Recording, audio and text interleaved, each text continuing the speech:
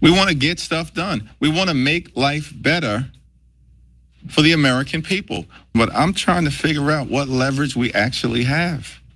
What leverage do we have? Republicans have repeatedly lectured America. They control the House, the Senate, and the presidency. It's their government. What leverage do we have? The fearless opposition party, ladies and gentlemen. Give them a round of applause. Give them a round of applause. There's nothing we can do. What do you want us to do? I'm gonna stand here as the House minority leader and complain about how we don't have any leverage when I could be messaging about how there's a robbery going on right now as we speak. The dismantling of the government agencies seeking to return money to Americans who are defrauded by the big banks. Can you maybe muster up enough energy to give a speech about that? House minority leader. Yeah. Hakeem Jeffries. God, the Democrats are so pathetic. They're so pathetic because if you don't agree with what the Trump administration is up to, if you don't identify as a Republican, if you didn't want to vote for Donald Trump, what other option do you have? Okay, the party that tried to run a decomposing corpse, and then when he got caught, they anointed the Democratic nominee. The party that keeps telling you that there's nothing they can do, whether they're in power or out of power. Yeah, I mean, look, come on. So, guys, you literally heard me sometimes sing this line. There's nothing we could do. There's nothing we can do. That's the Democratic mantra, and that they say that when they get in power. They're like, oh, the filibuster, the parliamentarian, skittle-boo. You're like, that's not even a word. It doesn't matter. There's nothing we could do. There's nothing we could do. They're so pathetic. And now that they're in the minority, here comes Hakeem Jeffries to sing the same song. There's nothing we could do. Then what? You know what? The American people believed you. You kept telling them that you can't do anything, so they voted you out of power because you can't do anything. Why don't you man up and grow a spine and a brain and actually figure out a strategy? That moron just said, well, and the Republicans have the House and the Senate and the White House, and the Republicans message to the American people. Wait, why don't you message to the American people? You're doing a press conference right there, schmuck. Why don't you get out your message? I didn't think about that. Look, I need you to understand, these Democratic leadership, mainstream media told you your whole life about how they're amazing people.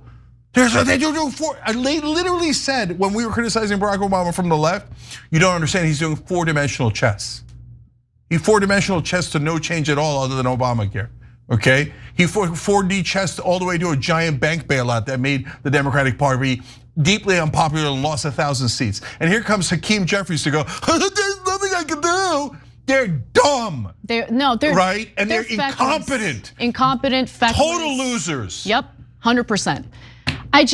This is it. This is the opposition party. So look, his explanation for why Democrats can't deliver for Americans right now is that Republicans just never let them get anything done. Right? That's the role of your opposition party, Hakeem Jeffries. But isn't it amazing that when Republicans want something, they usually find a way to get what they want? Anyway, he doubled down later in the same press conference. Let's hear what the House minority leader has to say. We've made clear from the beginning, there's a season to govern and a season to campaign. We are in the governing season. And so we're ready to work together on any issue. But I'm also confused about the leverage that we allegedly have in the face of such an overwhelming mandate that was given to Republicans by the American people, according to them. Listen, no one is stupid enough to think that Democrats have a modicum of power right now. They don't. They have no power right now. We all understand that. But how about take a look at the behavior of Republicans when they are not in power? You wanna know what they do? They don't shut up, okay? They're doing press conferences, they're doing congressional hearings, they're repetitive. Again and again, I mean, the Hillary Benghazi thing. Every single day, Hillary Benghazi, Hillary Benghazi, Hillary Benghazi. Democrats though, they cower. And then they tell their own supporters, shut up. There's nothing we can do because we don't have enough power. And then what they'll say is, we need to have control of Congress. And then everyone will get out the vote, they'll organize, they'll canvass, they'll fight real hard to ensure Democrats have the majority in Congress in both the lower chamber, Senate, and guess what they do with that power? Nothing. That's what Biden had. And then it was excuse after excuse after excuse for why they can't get their own agenda accomplished, even when they had control of the executive branch and they had control of Congress. But don't worry, don't fret, because there's another Democratic leader who's gonna fight for us, and she's gonna explain how in this next clip. My whole passion about being in politics is for the children. So what is it that we're doing for the children?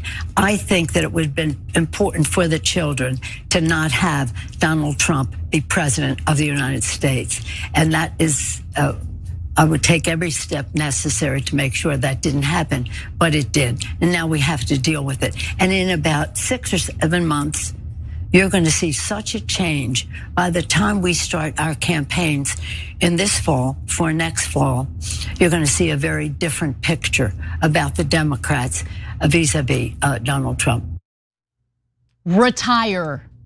She's sitting there and talking about, like, don't worry, in 6 months, we might start fighting back. Like, and I want to explain why she says 6 to 7 months.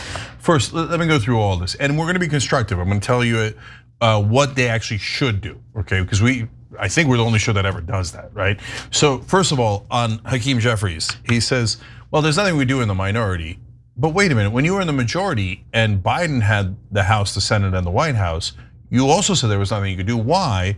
Because the GOP was blocking all your bills, even though they were in the minority because of the filibuster. So why don't you do the same thing? And then there would be something you could do. Why don't you just do exactly what the Republicans did to you that you complained about when Biden was in charge? Did that not occur to you? Because when you were in charge, you couldn't stop talking about the filibuster and the parliamentarian. Now, all of a sudden, you can't find the parliamentarian. What's a filibuster? I mean, at a bare minimum, can't you do that? For him to pretend that he has no leverage at all, it's unbelievable. Now, Nancy Pelosi, I mean, look at how pathetic this is. You know, the thing that I care about is the children. What is this? What is this?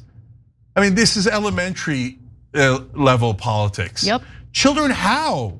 In what context? What are you talking about? And what is the most important thing for the children, according to her? That Donald Trump not win. In other words, that the Democrats win. Yeah, I was talking to a kid the other day. He's like, man, if more Democrats won, I'd be so happy. Okay, I mean, this is just like such infantile way of trying to manipulate people. If you care about your kids, you vote Democrat. So why does 6 to 7 months from now? Because as she said, that's when our campaign's gonna start. They're not gonna fight back when you're in trouble. They're not fighting back right now when the Trump team is saying we're not listening to the courts. That's the giant, unbelievable constitutional crisis, right? No, they're gonna wait until their self-interest is affected. 6 to 7 months from now, when their campaigns start. And look at the speed. Biden gets in, Trump, boom, boom, boom, boom, boom, boom, doing 1,000 actions. Steve Bannon is laughing his ass off today, talking about, yeah, we flooded the zone. And we're stunned at how little the Democrats did in return. It looks like they had 3 months to prepare and didn't prepare a single thing. He's rubbing our face in it, and he's right about it. He's right, he's totally right. And so, I mean, God, they're so pathetic, they can't plan anything. No, they have something up their sleeve though. Let's be fair, let's be fair to the Democrats because they do have something up their sleeve. I wrote about this over the weekend. They're relying on a super PAC that's funded by the good billionaires. Don't worry, it's not the bad billionaires, according to Democrats, the good billionaires, who are going to help them connect with the working class. So the New York Times wrote about this as well. They write that the Win Them Back Fund will begin by spending extensively on research before eventually mounting advertising campaigns in key districts, as well as potentially investing in influencers to spread the party's message to less engaged voters. So how is this different from their campaign strategy, which failed miserably? And why do you need to do extensive research that's funded by billionaires to understand working class voters and how to appeal to them? And I mean, come on, guys. Think about how hilarious that is. We're gonna ask the billionaires how much we can help the middle class, and they'll come up with a genius strategy.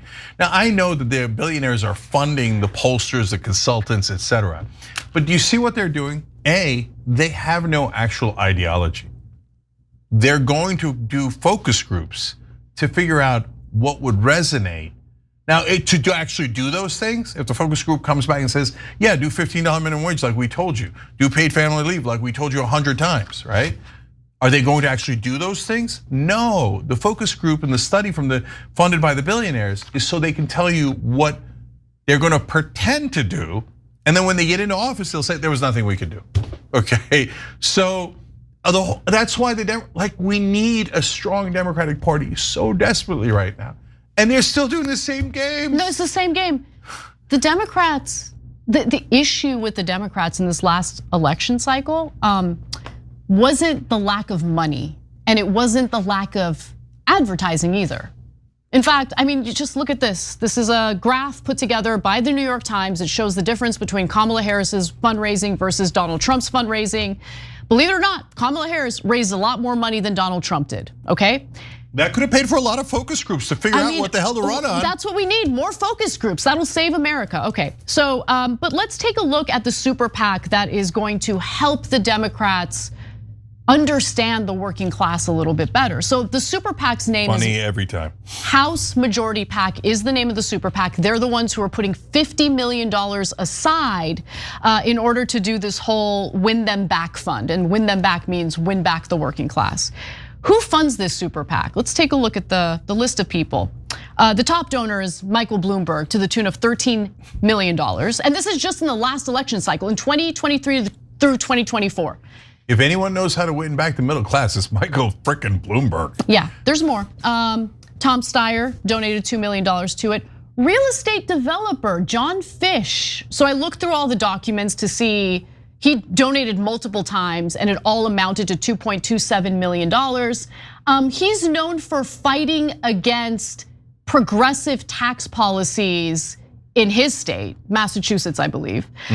So yeah, he would really know a lot about connecting with the working class. LinkedIn co-founder Reid Hoffman, $1.5 million. But look at all the Bain Capital executives. Bain Capital, a private equity firm, really concerned about appealing to the working class. Do you think that that group might come up with a policy that says, hey, you know what? It turns out private equity buying up all the residential homes is super unpopular. If you fight back against that, the American people will love it.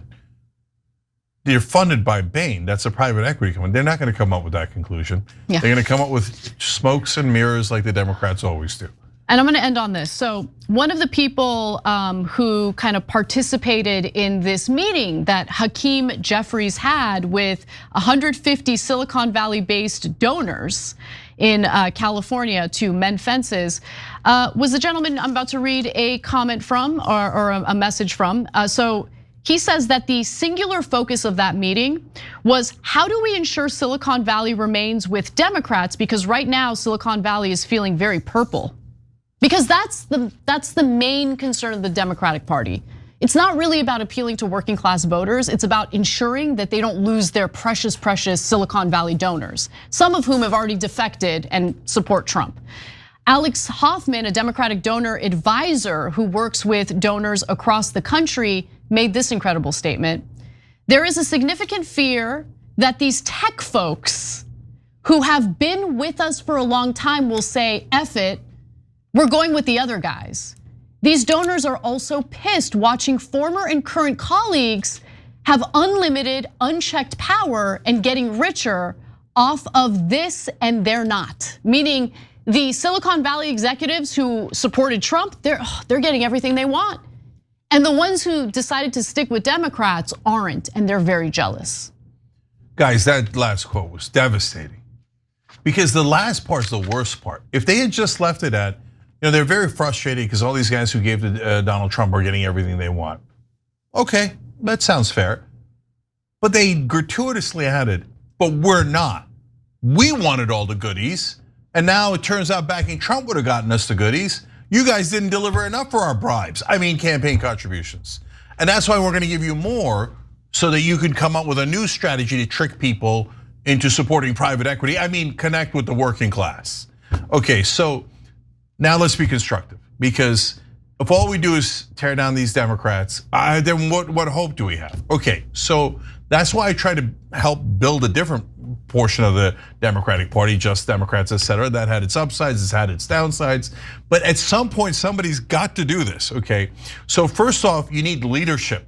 I don't care if you're an actual leader, Hakeem Jeffries, Chuck Schumer, etc. Somebody in the Senate, in the House, raise their hand and go, I'm having a meeting. Anyone who wants to fight back, this is not public, come in, we're doing a meeting. Okay, hey, I don't need Hakeem Jeffries' permission. Jamie, you're going on MSNBC. Steve Cohen, you're going on Fox News. This guy, you're going there. You're going on Joe Rogan's podcast, see if you can get on. You're going on the other podcasts, etc. And okay, now, we're all doing that so we get our message out. That is number one thing we can do.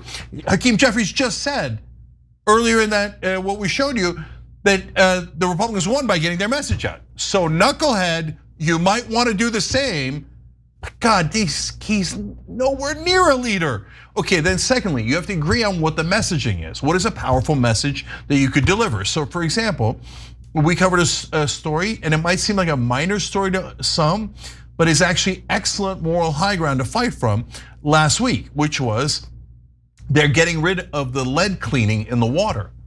That means there's gonna be more lead poisoning. That means like it literally drops IQ points of kids. It increases crime, and cleaning up the lead out of the water has an over 90% approval rating. So if you all went out on the Sunday shows, you all went on the podcast, you all went on online media and said at the same time, they're poisoning our kids, and here's definitive proof. Why are they doing this? Then you're fighting on moral high ground, and you're doing damage. Republicans do this all the time with tiny little issues that nobody's even ever freaking heard of, right? This lead thing is an actual real important thing. And by the way, he's like, well, we're trying to work with them. Look, if you say, hey, there's some things I would like to work with them on, good, no problem. I say, for example, you want to cut the Pentagon? That's a Democratic priority. If the Republicans agree, it was. If the Republicans agree, great. Then by the way, what do? You look reasonable for working with them on an issue that's popular and was yours to begin with, right? So there's ways to agree on a small number of things and fight back on the other parts and do it right. But are they gonna figure out any of that? No, and that's why it's hard not to be despondent. The Democratic Party is so pathetic. There isn't one freaking leader that could do any of this messaging.